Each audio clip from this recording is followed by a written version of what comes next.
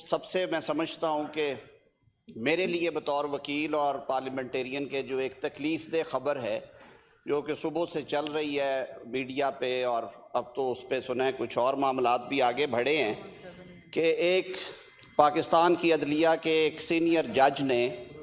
جو ماضی میں سزائیں سنوائی گئیں اور جس طرح سے پاکستان کے سیاسی رہنماؤں کو الیکشن سے باہر رکھنے کے لیے، پولیٹیکل پروسیس سے باہر رکھنے کے لیے، جس طرح سے ان کے مقدمات پہ اثر انداز ہونے کے لیے حربے استعمال کیے گئے، وہ بات سامنے آئی اور انہوں نے کھلا یہ بیان حلفی داخل کیا کہ اس وقت کے چیف جسٹس پاکستان نے حکماً یہ ہائی کورٹ کے جج صاحبان سے کہا، جج صاحب سے، کہ یہ کیسز جو ہیں یہ نہیں اس طرح سے چلنے چاہیے اور یہ الیکشن کے بعد جائیں گے۔ اس کے بعد پاکستان کے عدالتی نظام کی جو ٹرانسپیرنسی ہے اور جو مقدمات قائم کیے گئے 3 دفعہ کے وزیر اعظم پاکستان میاں نواز شریف کے خلاف، اور جس طرح سے انہیں سزائیں سنائی گئیں، نہ صرف یہ کہ ماضی میں اسلام آباد ہائی کورٹ کے ایک معزز جج صاحب نے سپریم کورٹ میں بیان داخل کیا، جسٹس شوکت صدیقی صاحب نے، کہ کس طرح سے ان پہ اثر انداز ہونے کی کوشش کی گئی۔ اب ایک اور ہائی کورٹ کے جو چیف جج ہیں ان کی طرف سے بھی بیان آ گیا، اور وہ بیان حلفی کی صورت میں آیا کہ یہ سزائیں کس طرح سے پریکیور کروا کے پھر ان کو مینٹین رکھنے کے لیے کس طرح سے اثر انداز ہونے کی کوشش کی جاتی رہی۔ تو اس سے یہ بات عیاں ہو گئی کہ یہ نہ صرف یہاں پہ عدالتی نظام کمپرومائز تھا، بلکہ جو انتخابی پروسیس ہوا 2018 میں وہ بھی بری طرح کمپرومائز تھا۔ اور اس پہ طرفہ تماشا یہ کہ بجائے اس کے کہ اس پہ کوئی کمیشن اپوائنٹ کیا جائے اور اس کی تحقیق ہو، وزیر اعظم صاحب نے ابھی بیان جاری کر دیا، انہوں نے کہا کہ جی یہ سیاسی عناصر ہمیشہ کیسز پہ اثر انداز ہونے کی کوشش کرتے ہیں۔ سر میں یہ سمجھتا ہوں کہ ایک اعلیٰ عدلیہ کی عدالتی شخصیت نے آج سے 4 ماہ پہلے سپریم کورٹ میں ایک بیان دیا جو کہ ریکارڈ کا حصہ ہے اسلام آباد ہائی کورٹ سے۔ اب چیف جج بلتستان کا بیان آ گیا ہے جس میں منوان انہی اشاروں کی طرف انہوں نے اس کی تصدیق کر دی ہے کہ کس طرح سے میاں محمد نواز شریف اور ان کی بیٹی کو اور ان کے داماد کو پہلے کنوکشن پریکیور کی گئی اور اس کے بعد اس مقدمے کو دبانے کے لیے، پرولونگ کرنے کے لیے عدالتی فیصلوں پہ اثر انداز کیا گیا۔ ہم اس کی شدید مذمت کرتے ہیں۔ اس پہ سر ایک اوپن کمیشن ہونا چاہیے۔ پارلیمان میں سمجھتا ہوں معرض وجود آتی ہے شفاف انتخابات کے ذریعے، اور انتخابات سے پہلے یہ حربے استعمال ہوئے، یہ زبان زد عام تھے، اب یہ عدالتی شخصیات کے منہ سے آنے شروع ہو گئے ہیں۔ میں سمجھتا ہوں یہ انتہائی ایک افسوسناک خبر ہے،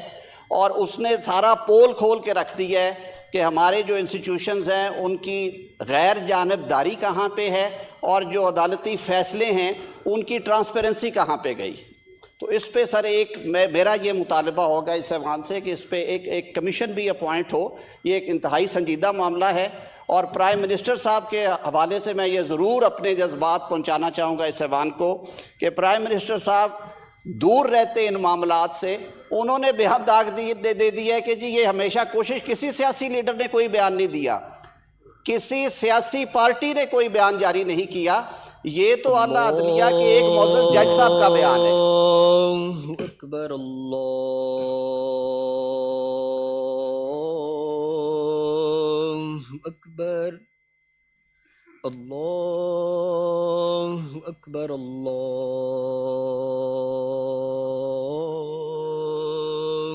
اکبر، اشہد ان لا الہ الا اللہ،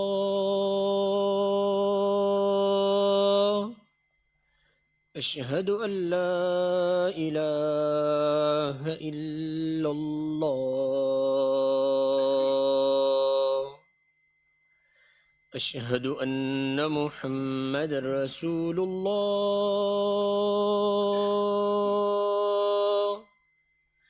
اشہد ان محمد رسول اللہ،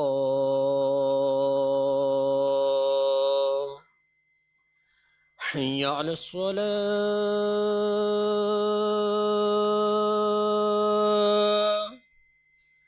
حی علی الصلاة،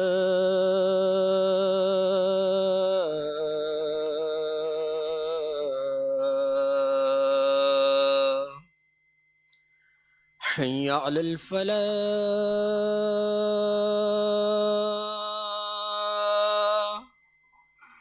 حي على الفلاح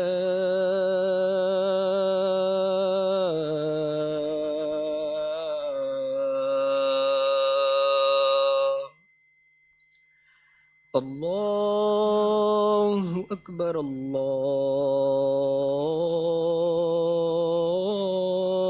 الله أكبر